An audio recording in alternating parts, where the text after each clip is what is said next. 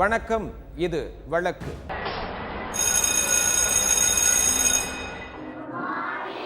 வகுப்பறையில் கொலை செய்யப்பட்ட +1 மாணவர். பசங்களை அடிச்சு கொண்டாங்கன்னு தெரியல, இல்ல டீச்சர் வாத்தியாருங்க அடிச்சு கொண்டாங்கன்னு தெரியல. மாணவர்களிடையே ஏற்பட்ட மோதலில் பயங்கரம். எங்களுக்கு ஒரு உரிய நியாயம் வேணும். இந்த ஸ்கூல்ல எப்படி இந்த பையன் செத்தான்? பள்ளிக்கு செல்லும் மாணவர்கள் தகராறு செய்துவிட்டு வருவது அடிக்கடி நடப்பதுதான். ஆனால் இந்த தகராறு ஒரு மாணவரின் மரணத்துக்கு காரணமாகிவிட்டது. ஆம், வினோத் என்கிற மாணவர் சக மாணவரால் அடித்து கொல்லப்பட்டார்.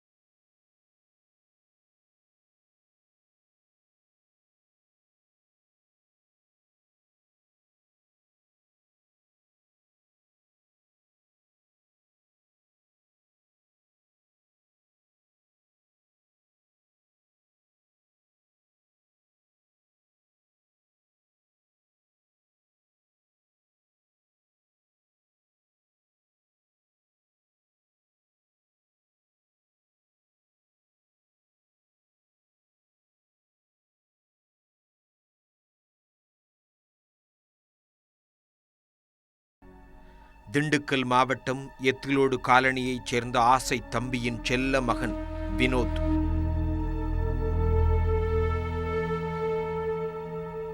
கூலி வேலை செய்து வந்த ஆசை தம்பி தனது மகனை படித்து ஆளாக்க வேண்டும் என்று கஷ்டப்பட்டு பள்ளியில் சேர்த்து படிக்க வைத்திருக்கிறார். இந்த நிலையில் வினோத் தனது வகுப்பறை தோழனிடம் சண்டை போட்டு அடிதடி வரை சென்றதால் படாத இடத்தில் பட்டு அவர் இறந்து போனதாகச் சொன்னார்கள். இதோ காலியாக கிடக்கும் இந்த வகுப்பறையில் அன்றைய நாள் அலறல் சப்தம் மட்டுமே அதிகம் இருந்தது.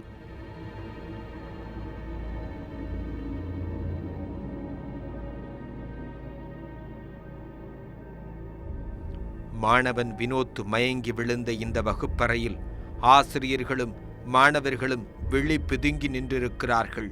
அன்றைய நாளில்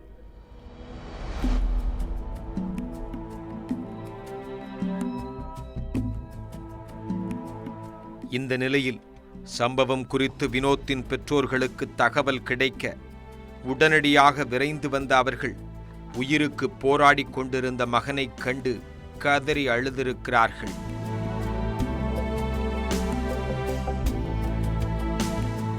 ஒட்டியிருந்த உயிரை எப்படியும் காப்பாற்ற வேண்டுமென நினைத்த வினோத்தின் பெற்றோர்கள் மகனை தூக்கி கொண்டு பள்ளி வளாகத்தை விட்டு வெளியேறுவதற்குள் வினோத் இறந்து போனதாகச் சொன்னார்கள்.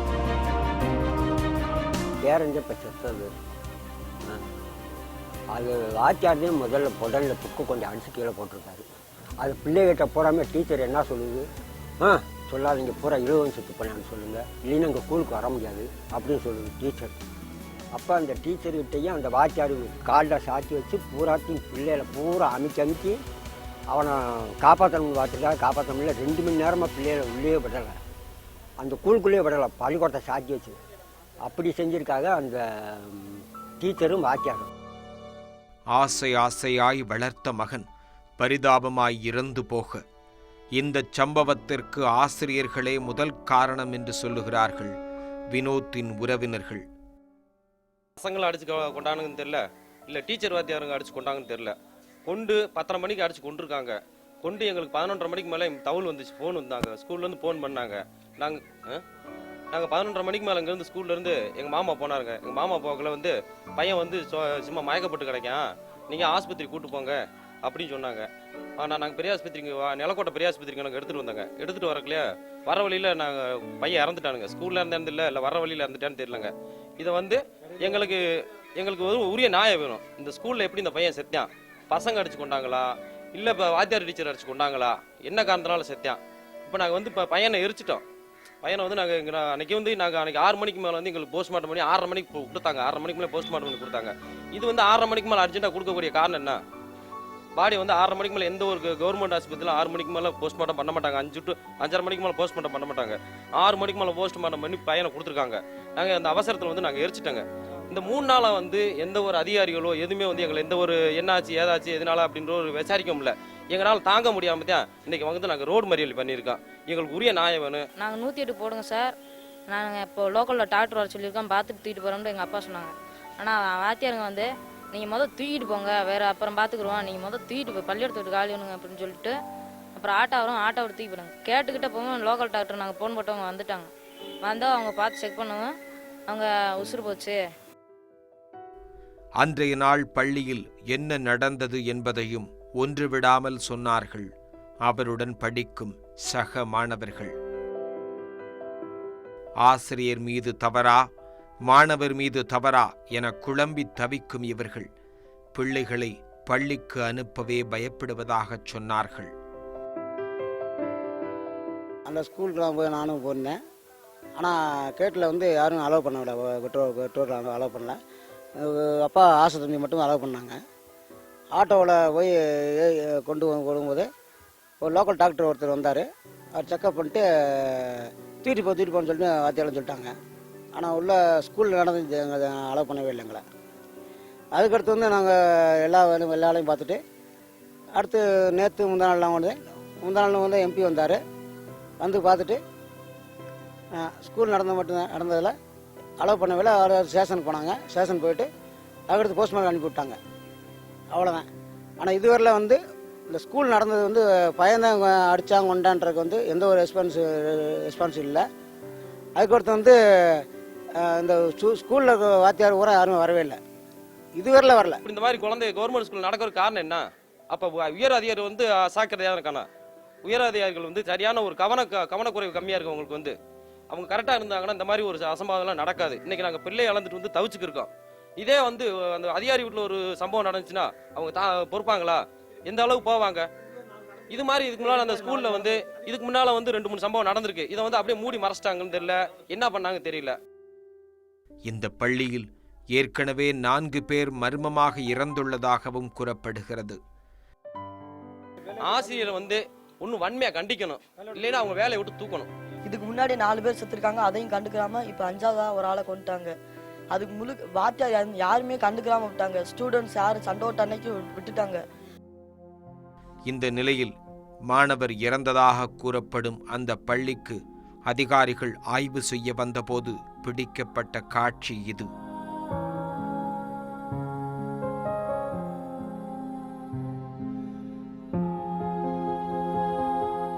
திண்டுக்கல் மாவட்டம் நிலக்கோட்டை விளாம்பட்டியில் உள்ள இந்த பள்ளியில் விளாம்பட்டி, எத்திலோடு, குங்கப்பட்டி, ஆவாரம்பட்டி, கருத்தாண்டிப்பட்டி, மீனாட்சிபுரம் உள்ளிட்ட சுற்று வட்டாரத்தில் உள்ள 15க்கும் மேற்பட்ட கிராமங்களைச் சேர்ந்த மாணவர்கள் படித்து வருவதால் அவர்களின் பாதுகாப்பு உறுதி செய்யப்பட வேண்டும் என பெற்றோர்கள் கேட்டுக்கொண்டார்கள். என் ஸ்கூலில் என் பையன் படிக்கிறான். இந்த லோக்கலில் வந்து ஒரு 170 பிள்ளைய படிக்குதுங்க. அடுத்து இந்த ஸ்கூலில் படிக்க வைக்கணும் வேணாமா? இப்போ நல்ல பாதுகாப்பு இல்லைன்னா 170 பிள்ளைங்க சர்டிஃபிகேட் வாங்கிட்டு அடுத்த வேறு ஸ்கூல் தான் போகணும். ஏன்னா இடையில சேர்க்கறது பண்ணுறது கவர்மெண்ட் தான் பார்க்கணும். இது ஒருபுறம் இருக்க, பள்ளி படிக்கும் மாணவர்கள் தற்போதெல்லாம் சிறு சிறு விஷயங்களுக்கே கோபம் கொள்வதும் திசை மாறி போவதும் வாடிக்கையாகிவிட்டதால் அவர்களின் ஒழுக்கத்தை மேம்படுத்தும் கல்வி முறைகள் அவசியம் என்கிறார்கள் சமூக ஆர்வலர்கள். சக மாணவர்களிடம் ஏற்படக்கூடிய அந்த போட்டி, ஒருத்தர் கம்பேர் பண்ணுறது, அதனால் ஏற்படக்கூடிய போட்டி, ஒருவிடம் இருக்கக்கூடியது நம்மக்கிட்ட இல்லை அப்படின்ற அந்த ஒரு தாழ்வு மனப்பான்மை, இப்படி பல வகையான பிரச்சனைகளுக்குள்ளே அவங்க வந்து ஆளாகிறாங்க. அப்படிப்பட்ட மாணவர்களுக்கு ஒரு சரியான கவுன்சிலிங் ஏற்பாடுன்றது பள்ளிக்கூடத்துக்குள்ளே இல்லை. பொதுவாக ஊடகங்களில் பார்த்தீங்கன்னா, குறிப்பாக சினிமா ஊடகங்களில் பார்த்தீங்கன்னா, வன்முறை என்பது மிகைப்படுத்தப்படுறது, வன்மை என்பது குளோரிஃபை பண்ணுறாங்க, அது வந்து சிறந்த விஷயமாக காட்டுறாங்க. அப்படி வன்முறையில் ஈடுபடுறவன் ஹீரோவாக மாறிடுறான், அவன் எல்லோரும் ரசிக்கிறாங்க. ஸோ இது ஒருத்தனை அடித்து அவன் அடிபட்டுறது உடனே இவன் தனக்கு ஒரு ஹீரோ ஸ்டேட்டஸ் கிடைக்கிற மாதிரி இவன் நினைக்கிறான். இது அத்தனையும் சேர்ந்து தான் இந்த வன்முறைக்கு காரணமாக இருக்குது. அதுக்கு ஒரு நியாயமான ஒரு கவுன்சிலிங் டீச்சர்ஸே வந்து அந்த மாணவர்களோட பேசத்தான் இதை வந்து சரிப்படுத்த முடியும். ஆசிரியருக்கும் மாணவருக்குமான இடைவெளியும் சமீப காலமாக பெருகி வரும் வேளையில் இத்தகைய போக்கை அறவே அகற்ற வேண்டும் என்பதும் எல்லோரது விருப்பம். இந்த சம்பவம் தொடர்பாக விளாம்பட்டி காவல்துறையினர் வழக்கு பதிவு செய்து விசாரணையில் ஈடுபட்டு வருகிறார்கள்.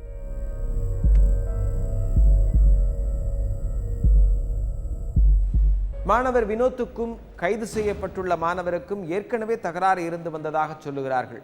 சம்பவத்தன்றும் தகராறு முற்றவே அடிதடி கொலை வரை சென்றுள்ளது. படிக்கிற வயதில் இப்படி அடிதடியில் ஈடுபடுவது என்பது அறவே தவிர்க்கப்பட வேண்டிய ஒன்று. அந்த காலை வேளையிலேயே தென்பெண்ணை ஆற்றங்கரையில் அலறல் சப்தம். ஊர் மக்கள் எல்லோருமே ஒன்று கூடியிருந்தார்கள். அங்கு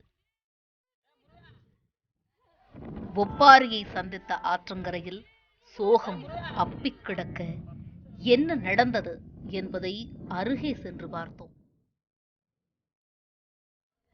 ஆற்றங்கரையோரும் ஒரு மனிதர் மரித்து கிடந்தார். உறவினர்கள், ஊர்க்காரர்கள் என எல்லோருமே அழுது புலம்ப பலரும் திகிலுடன் அந்த ஆற்றை உற்று நோக்கிக் கொண்டிருந்தார்கள். அதற்கு காரணம் இருக்கிறது.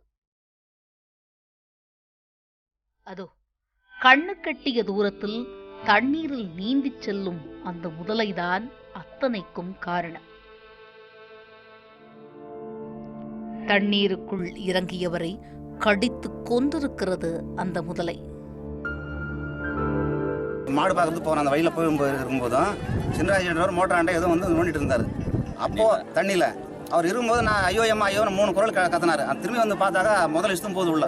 கை காலெல்லாம் பெருளு திமிறான், அப்படியே லிங்கெல்லாம் கீழே மேலே இருக்குது. நான் கழுத்து அளவு தண்ணிக்கு உள்ள இஷ்டம் போயிடுச்சு. முதல்ல இன்னும் என்னால் ஒன்றுமே பண்ண முடியல. அப்புறம் ஊரில் போய் ஆளுங்களை கூட்டு வந்து அப்புறம் தான் சார் எடுத்தோம். முதல்ல நேரடியாக நாங்கள் பார்த்தோம் சார். சற்று நேரத்தில் காவல்துறையினரும் அந்த பகுதிக்கு வந்து சேர்ந்து விட்டார்கள்.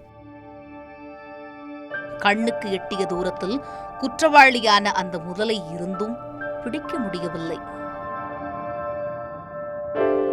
ஊரே பரபரத்து கிடந்தது அன்று. திருவண்ணாமலையை அடுத்துள்ள செங்கம் போயம்பள்ளி தண்டா கிராமத்தைச் சேர்ந்தவர் சின்னராசு.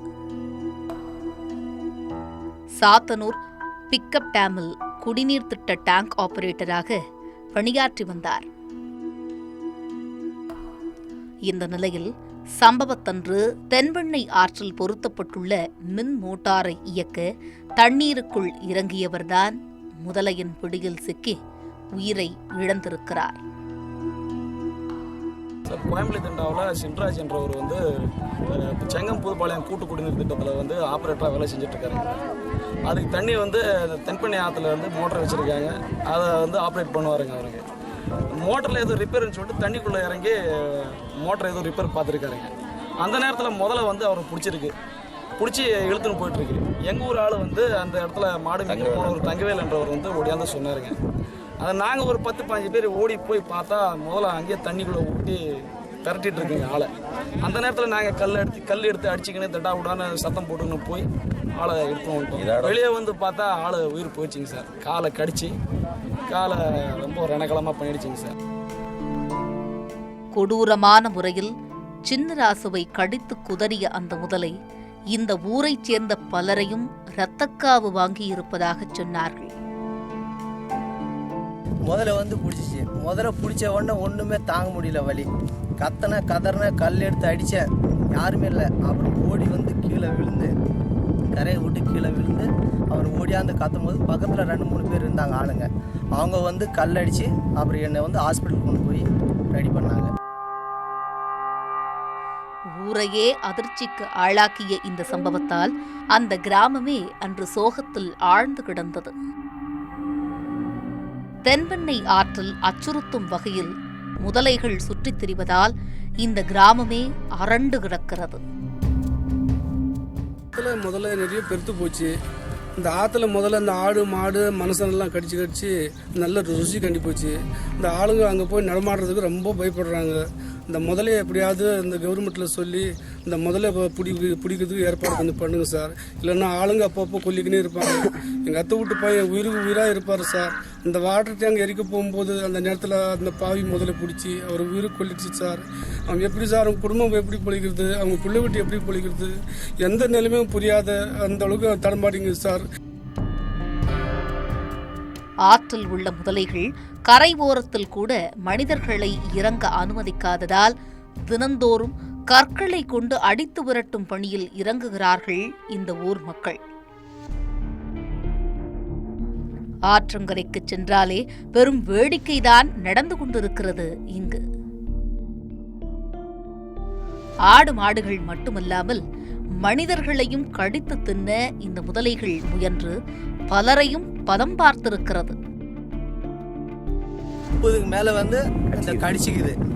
கடிச்சது 30க்கு மேல, செத்தது ஒரு 5-6 பேருக்கு மேல. தென்பெண்ணை ஆற்றில் குளிப்பதற்கு கூட முடியாமல் மிகவும் சிரமத்திற்கு ஆளாகி உள்ள இந்த ஊர் மக்கள் மரண பயத்தில் சிக்கிக் கிடக்கிறார்கள். பலமுறை கால்களை கவ்விக்கொள்ள முயற்சித்த அந்த முதலைகளிடம் இருந்து தப்பி வந்தவர்கள் பலர். முதலைகள் கடித்த தழும்பும் அந்த ஊர் மக்களின் உடலில் தென்பட்டது. குளிக்கும் போது ஆட்களை கவ்விச் செல்லும் இந்த முதலைகளை கண்டு பயந்து கிடக்கும் இந்த ஊர் மக்கள் அந்த முதலைகளை அங்கிருந்து அப்புறப்படுத்த வலியுறுத்துகிறார்கள். கடந்த சில மாதங்களுக்கு முன்பாக வேப்பூரி செக்கிடி பகுதியிலும் இதே போன்று ஆற்றில் இறங்கி மீன்பிடிக்கச் சென்ற ஒரு மீனவரை முதலை கடித்து இழுத்துச் சென்றிருக்கிறது. ஆற்றில் குளிப்பவர்களுக்கு மட்டுமல்ல, ஆற்றங்கரை செல்லவே பயந்து கிடக்கிறார்கள் இந்த ஊர் மக்கள். பெரும்பாலும் இந்த அழகிய சிற்றூரில் தென்பெண்ணை ஆற்றில் மீன்பிடித்து உயிர் வாழ்கிறவர்கள் அதிகம். ஆனால் சில மாதங்களாக முதலைகளின் ஆக்கிரமிப்புக்குள் இந்த ஆறு கட்டுப்பட்டு கிடப்பதால் தண்ணீருக்குள் இறங்கவே பயம் கொண்டு கிடக்கிறார்கள். தொடர்ந்து முதலையின் அச்சுறுத்தலுக்கு ஆளாகி வரும் இந்த ஊர் மக்கள் இதற்கு நல்லதொரு தீர்வை எதிர்நோக்கி காத்திருக்கிறார்கள்.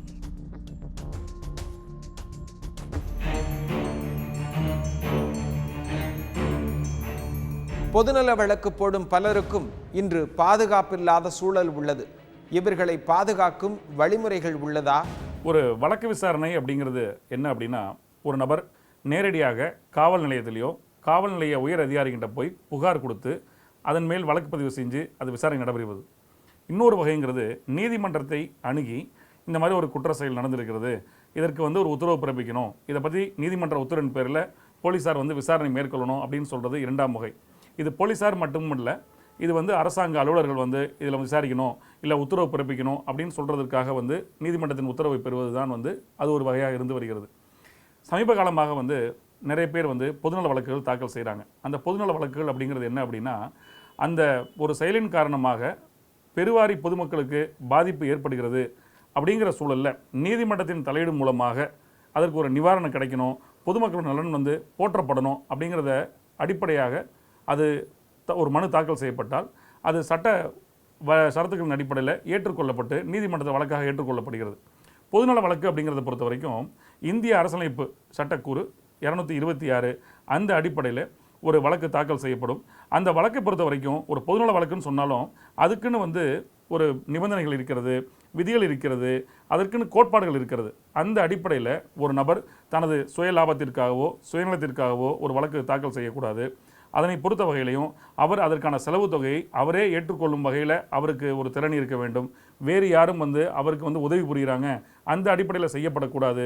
அதுவும் அதன் காரணமாக பொதுமக்களுக்கு நலன் பாதுகாக்கப்படணும் அப்படிங்கிற அடிப்படை விதிகளெல்லாம் வச்சு தான் பொதுநல வழக்குகள் அது உயர்நீதிமன்றங்களையும் உச்ச நீதிமன்றங்களும் ஏற்றுக்கொள்ளப்படுகிறது. காவல் நிலையத்தில் புகார் கொடுத்தாலும் சரி, இல்லை ஒரு பொதுநல வழக்கு போட்டாலும் சரி, அதை பொறுத்த வரைக்கும் அவங்களை வந்து பாதுகாக்கும் பணியை பொறுத்த வரைக்கும் அது காவல்துறையை சார்ந்த ஒரு விஷயம். அது சாட்சியமாக இருக்கும் பட்சத்தில் ஒரு நபர் புகார் கொடுக்குறாரு, இல்லை ஒரு நீதிமன்ற வழக்கில் அவர் சாட்சியாக இருக்கிறாருங்கிற சூழலில் அவங்களுக்கான பாதுகாப்பை வந்து அதை சரிவரியாக பாதுகாக்க வேண்டியது, அவர் கொடுக்க வேண்டிய வந்து பொறுப்பு காவல்துறைக்கு இருக்கிறது.